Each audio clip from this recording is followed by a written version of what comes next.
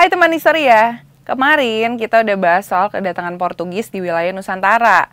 Tapi nggak afdol gak sih kalau nggak bahas juga soal bangsa Spanyol yang menyusul Portugis memenuhi ambisi mereka untuk memonopoli rempah di wilayah Nusantara. Terus gimana sih reaksi Portugis? Apa mereka mau nih berbagi kekuasaan dengan Spanyol yang sama-sama dari kerajaan Katolik Eropa? Atau malah berujung perang memperebutkan wilayah Nusantara? Yaudah deh, langsung aja kita bahas di Ngerti Sejarah.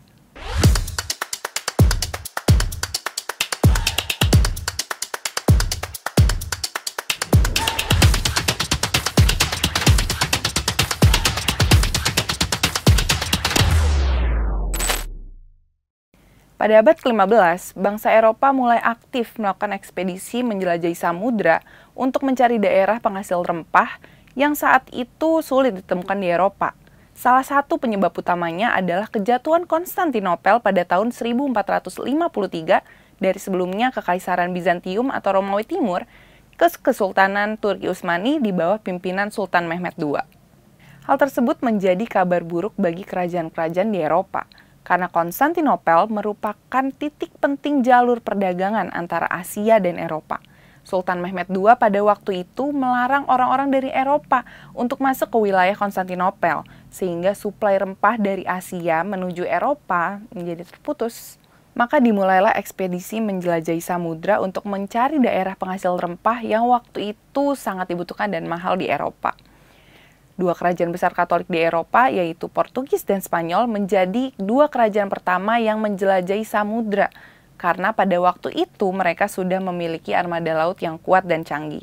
Sama halnya seperti Portugis, Spanyol juga membawa misi Gold, Glory, and Gospel, yang berarti mencari kekayaan, mencari kejayaan, dan menyebarkan agama.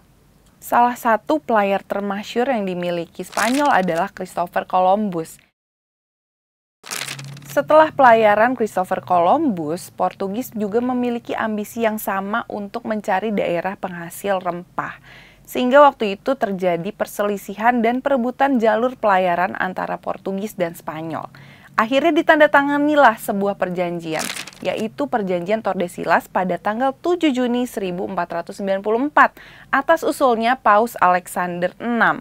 Yang isinya membagi dunia menjadi dua wilayah kekuasaan, yaitu wilayah bagian barat dan wilayah bagian timur. Berdasarkan perjanjian Tordesillas, Portugis berhak untuk melintasi jalur timur, kayak yang udah kita bahas di episode kemarin. Jadi Portugis itu sampai dulu ke wilayah Nusantara, setelah sebelumnya sempat singgah juga di Tanjung Harapan, dan juga sempat singgah di Calicut dan Goa yang merupakan wilayah India. Sebaliknya, Spanyol itu mendapatkan hak untuk melintasi jalur barat, sehingga mereka memulai ekspedisi mereka di bawah pimpinan Ferdinand Magellan pada tahun 1519. Dalam ekspedisinya, Magellan dibantu oleh Juan Sebastian Elcano yang merupakan kapten dari kapal yang ditumpanginya.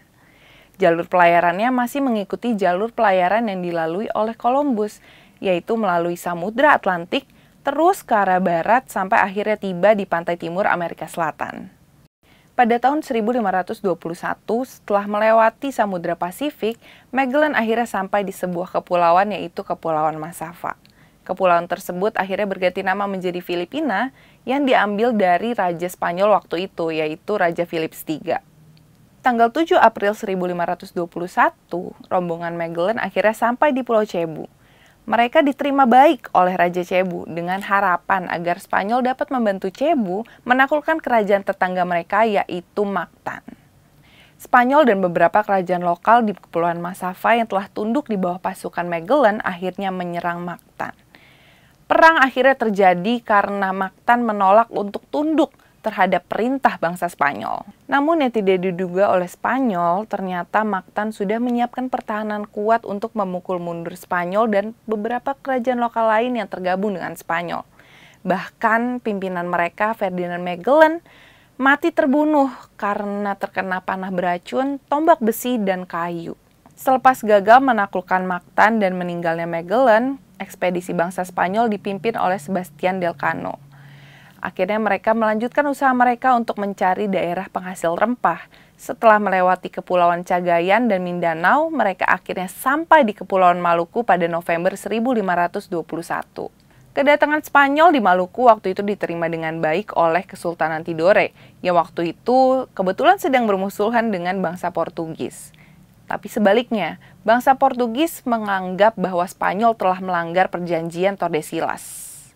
Oleh karena itu, persaingan antara Portugis dan Spanyol semakin memanas. Sebelum benar-benar terjadi perang besar, diadakanlah sebuah perjanjian, yaitu Perjanjian Saragossa pada tanggal 22 April 1529, yang secara garis besar isinya adalah: yang pertama, Spanyol harus meninggalkan Kepulauan Maluku dan memusatkan seluruh aktivitasnya di Filipina, dan yang kedua, Portugis tetap melanjutkan monopoli perdagangannya di Maluku. Perjanjian Saragossa tadi menjadi tanda berakhirnya penjajahan bangsa Spanyol di wilayah Nusantara yang terbilang cukup singkat. Nah, kira-kira enaknya kita next bahas apa lagi ya? Jangan lupa pantengin terus Ngerti Sejarah History.id. Bye-bye.